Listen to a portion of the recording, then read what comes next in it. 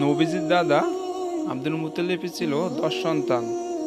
আব্দুল মুত্তালিবের সবচেয়ে প্রিয় পাত্র ছিল নবীজির পিতা আবদুল্লাহ। আবদুল্লাহ তরুণ সীমা পা রাখলে তার পিতা বনি জোহরা গোত্রের আমেনা বিনতে ওয়াহাব নামক এক তরুণীর সাথে তার বিয়ের ব্যবস্থা করে।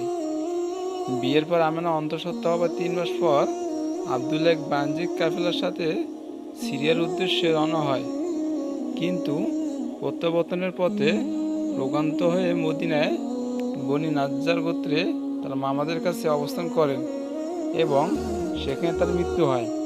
তাকে সমাধিস্থ করা হয় সেখানে। এদিকে গর্ভের মাসগুলো পুরো হয়ে প্রসবের সময় ঘনিয়ে আসলো। আমেনা অবশেষে সন্তান প্রসব করলেন, আর এই ঐতিহাসিক ঘটনা সংঘটিত হয় 577 খ্রিস্টাব্দে 12 রবিউল আউয়াল রোজ সোমবার ভোরবেলায়। উল্লেখ্য যে সে বছরে হস্তি বাহিনীর ঘটনা সংঘটিত হয়।